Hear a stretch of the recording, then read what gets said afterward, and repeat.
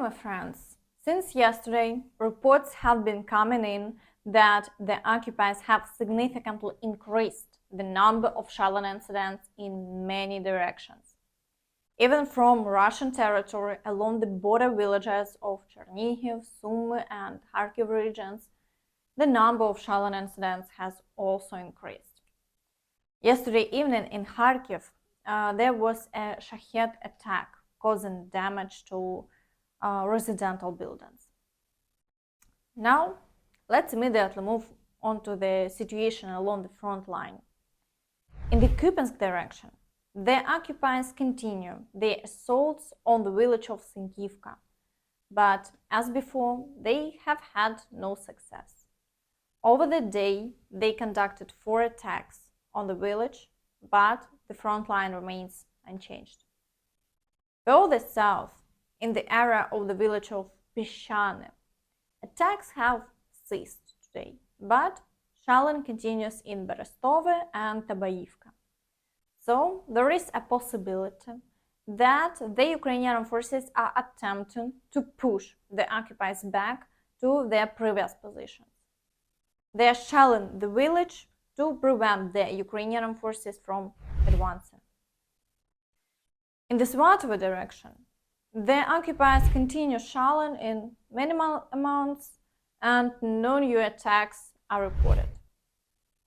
In the Kreminna direction, the occupiers persist in their assaults near the village of Terne and Yampolivka, intensifying their shelling. Over the day, they failed to advance, but the situation remains highly tense. 6 attacks were carried out within a day, and the battles continue. In the Siversk direction, the situation has stabilized. The occupiers are only conducting shelling without offensive actions, and the front line remains unchanged. In the Bakhmut direction, the occupiers failed to advance near the village of Ivanivsk. Today, they are attempting to launch new attacks in Bogdanivka. Attacks on Klishchiivka have also resumed.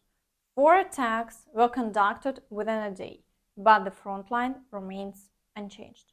The Ukrainian Armed Forces successfully maintain their defense. In the Avdiivka direction, there is a significant increase in shelling, targeting both villages, hindering the occupiers from surrounding Avdiivka, and the city itself. So it's evident that artillery preparation of the territory is underway and the occupiers are regrouping for upcoming assaults. Currently, active combat is only observed in Avdiivka and the areas of Pervomayske and Nevelske.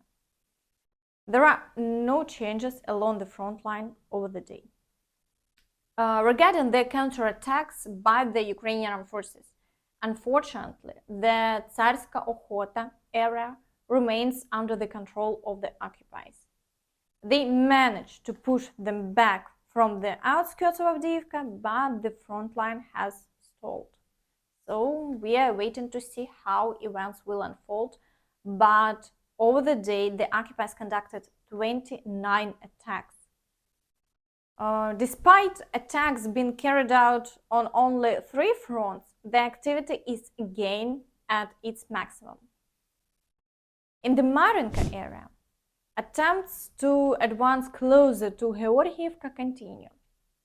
Attacks on the villages of Pobeda and Novomykhailivka are ongoing, and in the area of the village of Solodke, several groups in the fields are attempting to break through as far as possible to encircle Novomykhailivka. 14 attacks were conducted within a day, along with a significant number of shelling incidents. The situation is highly tense, but the Ukrainian Armed Forces are doing everything to maintain their defense. In the Vuhledar direction, shelling continues along the entire front line, but no new attacks are reported, and overall the situation can be considered controlled. In In the Zaporizhzhia direction, shelling persists, but the occupiers are not conducting offensive actions. At the same time, they continue to deploy new units to increase attacks in the future. In the Kherson direction, in addition to a significant number of shelling incidents on the right bank, the occupiers continue attempts to push the Ukrainian Armed Forces from the left bank. The main battles are reported in the area of the village of Marinka. However, the Russians haven't achieved any success and the front line remains unchanged. Russian correspondents describe the situation as follows. Today, with the forces of assault groups from the 328th Airborne Assault Regiment, the 104th Airborne Assault Regiment and the 810th Separate Infantry Brigade, up to a company in total, ours attacked the village of Kharkiv. The assault was carried out according to the tactics of the times of the Chechen Wars, tactics so beloved by General Teplinsky. The attackers were finally actively supported by our artillery and tanks, which was the first time in a long time. Until success is achieved, ours withdrew. There are losses. Again, it turned out to be a meat storm. When organizing the assault, the factors of the enemy's superiority in drones and long-range artillery were not taken into account. Teplinsky is still fighting in the 21st century with 20th century tactics. There is less and less time left before the presidential elections in Russia. It is by this time that the enemy's bridgehead on the left bank of the Kherson region of the Russian Federation should be destroyed. Overall, they think they need to do something before Putin's elections. It's unclear how the presence of the Ukrainian Armed Forces on the left bank would make a difference during the elections.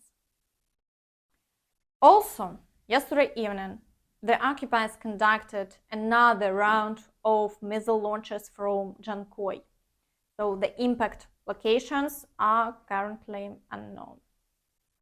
However, Ukrainian defenders share stories of how they are shooting down Russian missiles with Stringers and machine guns. Особисто мені вдалося збити крилату ракету 2 числа з ПЗРК «Стінгер». Для того, щоб збити ракету, у оператора ПЗРК є 5-6 секунд на роботу.